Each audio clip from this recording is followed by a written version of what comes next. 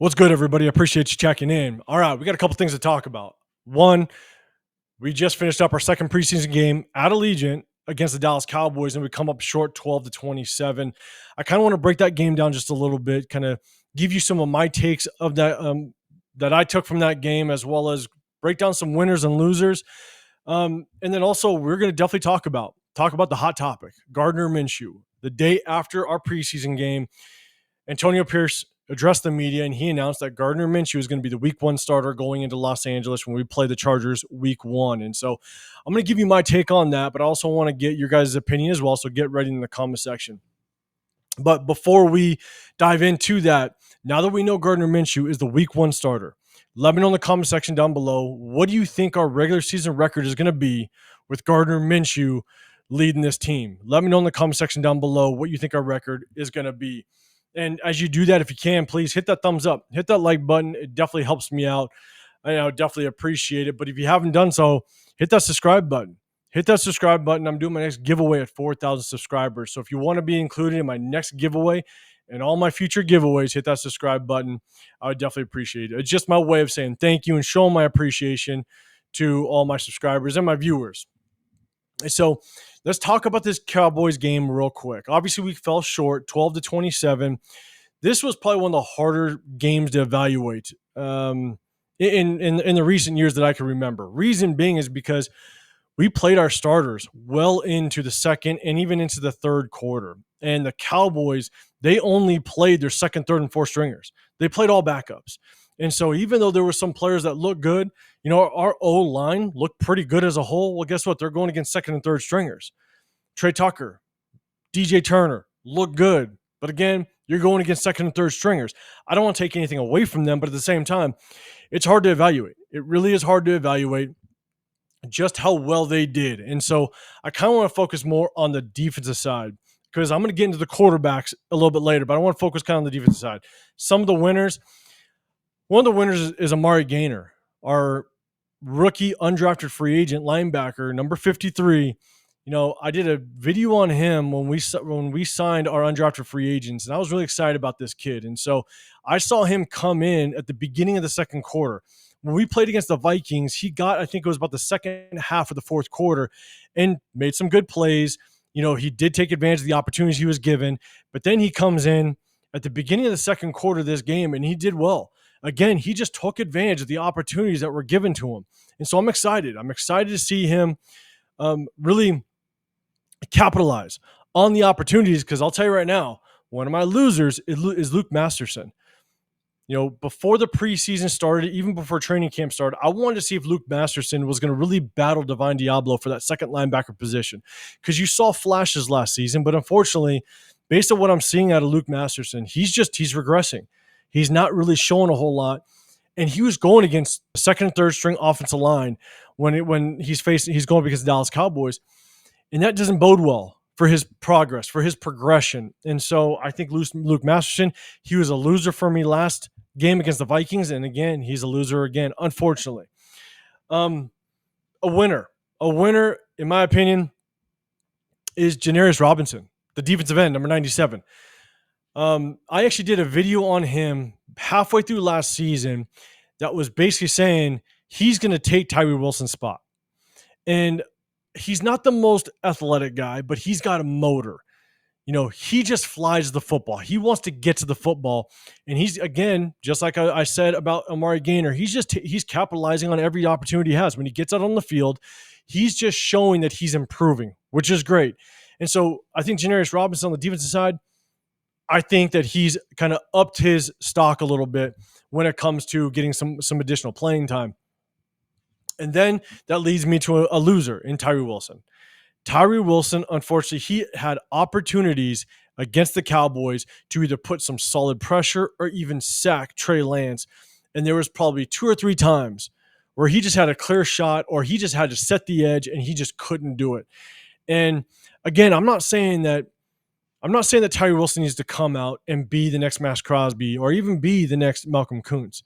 He just needs to show progress. And unfortunately, against the Dallas Cowboys, he almost looked like he regressed. He's got no emotion. He's emotionless. it's hard for him to see, does he even want to get to the ball carrier? He has one of the things that I noticed this game, I saw it a little bit last season, but I'm seeing it more and more now, is he's got extremely poor eye discipline. I mean, he just can't track that ball. He just doesn't see what's happening in front of him. And before he realizes it, it's too late and the ball carrier is gone. His eye discipline is extremely weak. And that's one of the biggest things as a defender. You need to have good eye discipline, whether you're a linebacker, whether you're an interior D lineman or defensive end, because a lot of things happen in front of you so quickly. That's one of the things that isn't overemphasized a lot when it comes to players, especially again on the interior part of the defense, is eye discipline. And Tyree Wilson lacks it, and it shows. That's why he can't track that play action boot going to the backside. His eyes just don't track the right thing, unfortunately. And then he just doesn't have the motor to get there and possibly make up for that split second mistake. And so, again, unfortunately, in my opinion, Tyree Wilson is a loser against the Vikings, and it's just not boding well for him.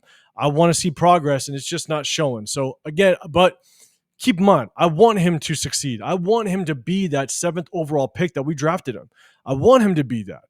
I think he's better off on the interior, where he found some success last year. But even on the interior, going against second and third string offensive linemen, he is so one-dimensional. He barely gets a push. He doesn't use his hands well. He doesn't use his leverage. He gets too high at times. It's just I hope he just makes bigger strides as we continue to see him and he gets opportunities, because he's going to continue to get opportunities. Don't get me wrong. He will get opportunities. I hope that he just shows progress. That's all I'm hoping for. And so next up, a couple quick, I think, winners when a Cowboys game is one, Chris Smith. I think Chris Smith played a really good game. He popped out a little bit. So again, got to give credit where credit's due. I think he did a really good job. And Woo Governor, he showed a sense of urgency to get to the football. And that's one of the things. Well, that's one of the things that you can do as an undrafted free agent, as a guy playing late in a preseason game.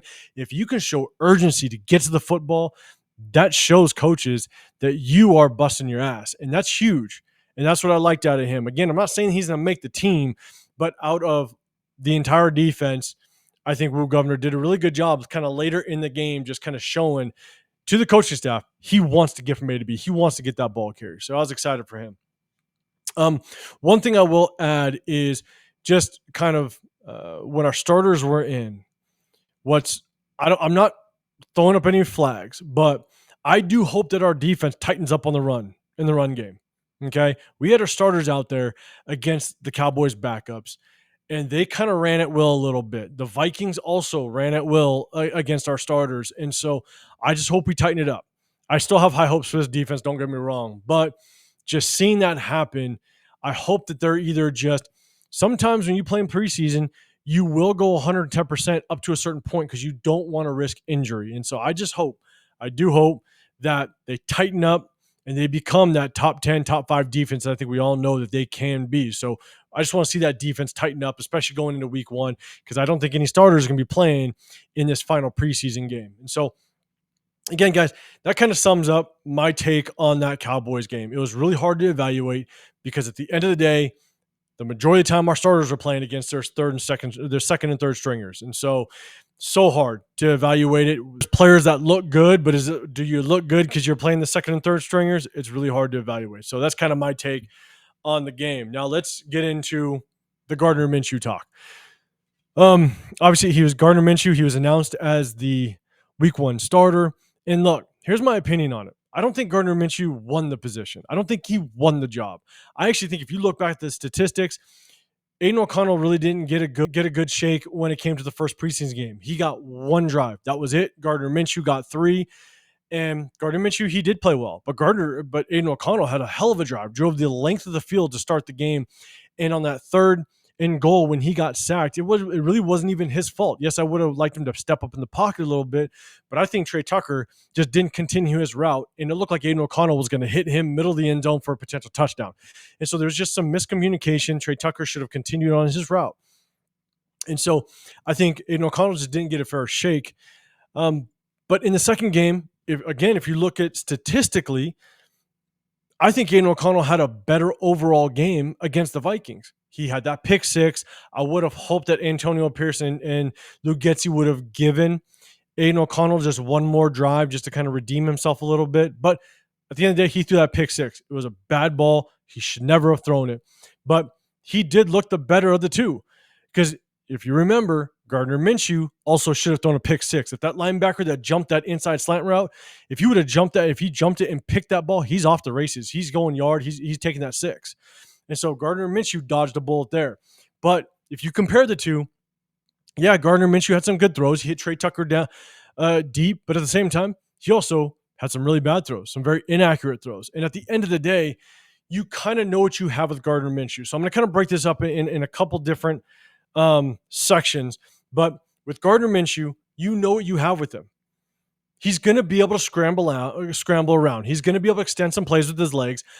He's going to make some good throws, but at the same time, he's going to be inaccurate at times. He's already shown that during the last two preseason games. He's going to be inaccurate at times. He's going to potentially turn over the football. He might throw our receivers into coverage. Look at what he did to Harrison Bryant. He did that last year in Indianapolis. He's going to throw some hospital balls, but that's kind of what you get with Gardner Minshew. Hopefully he kind of can tailor all of that and turn into and minimize the turnovers. But why I think Antonio Pierce and Luke Getsy made the decision to make Gardner Minshew the starter is because I think we have to start this season strong. I think, and that goes for any team, but I think if you look at our schedule, I'm going to pick it up on the screen. We have a very tough schedule to open up, especially against some tough defenses. We got Los Angeles, obviously Nick Bosa, Khalil Mack rushing off the edges. Baltimore has a good defense. Then you got the Cleveland Browns with one of the best defenses in the league. Denver has a solid defense, and Pittsburgh Steelers with TJ Watt, very strong defense. And then you go into LA that has a good defense. We're going to open up against some very strong defenses. And what does Gardner Minshew give you? Gardner Minshew gives you the ability to kind of open up the offense, extend that playbook, because he has that ability to kind of move around with his legs. Where with Aiden O'Connell, he's a pocket passer. He obviously is going to stay in that pocket. So you minimize that playbook a little bit. You don't get those, deep rollouts. You don't get potentially those RPOs that Minshew is actually really good at. And so I think what Gardner Minshew does is he opens up that playbook. And it allows Luke Getsy to be a little more creative against these really good defenses that we're going to see basically week 1 through week 6. Obviously, we're going to go into Kansas City. They got a good defense as well. So we're going to be going up against some really good defenses in the first half of our season. And I know based on what I saw with Luke Getsy and his offensive play calling in Chicago, he likes to run RPOs. And that's Gardner Minshew's game. It's not Aiden O'Connell's game. And so I think that's partially the reason why we went with Gardner Minshew. Because again, I don't think either one won the job clearly. But I think what Gardner Minshew provides is Luke Getsy to run RPOs and kind of open up this playbook and extend it. In addition to that, I also think this might, and this is pure speculation on my point, I think this might give us a little bit of additional insight as to what the situation is with our offensive line. I mean, our offensive line going into week 1 potentially will be banged up. Colton Miller hasn't seen the field yet. JPJ hasn't seen the field yet. We've been shuffling offensive linemen around a little bit. If our offensive line is a little banged up, and again, Colton Miller can enter the game against the Chargers and he could just tweak that shoulder and now he's out. JPJ can get another concussion. We just don't know. But if someone goes down, that means we got to slot in additional offensive linemen, and that means we might need a mobile quarterback sitting in that backfield because that quarterback might be scrambling around a little bit, trying to evade some good pass rushers, especially against good defenses that have good edge rushers coming off the edge. So I think that this decision to start Gardner Minshew was more strategic, not necessarily saying that, hey, Gardner Minshew, you won this job. I think based on the defenses that we're going to go up against, the possible injury concerns to our offensive line, we need to open up this playbook. We need the RPOs that Luke Getsy likes to run, that Gardner Minshew is good at. But in addition, we might need a more mobile quarterback back there just in case either we have offensive linemen go down or we continue to suffer some injuries in the beginning part of the season. So I think that's why. I think that's why they made the decision to start Gardner Minshew. Again, not because Aiden O'Connell lost the job or Gardner Minshew won it. I think it's because the situation that we're in bodes well for Gardner Minshew. Now, what I will say is Gardner Minshew is the number one, and I want Gardner Minshew to have all the success in the world. I want him to come out and just be that non-turnover Gardner Minshew. I don't want him to be throwing hospital balls. I want to see more accurate throws. I want to see that. Gardner Minshew's our quarterback. I want to see him succeed. Do I think we're going to see Aiden O'Connell at some point? Possibly. Because I will say, kind of what we have in Gardner Minshew is what we have. We know who Gardner Minshew is. And so is there a chance we see Aiden O'Connell? I think so. Possibly. Because at the end of the day, this is still a competition. All it's going to take is Gardner Minshew throw a couple interceptions or a couple bad games, and there's going to be that Aiden O'Connell talk start to rumble. And so I think no matter what, this is going to be an ongoing competition throughout the entire season. And so don't be surprised if we do see Aiden O'Connell, but I hope Gardner Minshew can be that guy because he's given the job. Take advantage of this opportunity, man, and just sling this rock, be the leader, and let's get ourselves some wins to open up this season. So I appreciate you guys. This is kind of my breakdown the quarterback situation as well as our preseason game against the Cowboys. Let me know in the comment section down below. Do you think we might see Aiden O'Connell at some point in the season? Do you think Aiden O'Connell might some way, somehow end up being the starter at some point in the season? Let me know in the comment section down below. So I appreciate you guys sticking with me. I might be doing a live on Wednesday with some other content creators, so look out for that. But I appreciate you. Have a great rest of your day, and I'll see you guys in the next video. I'm out.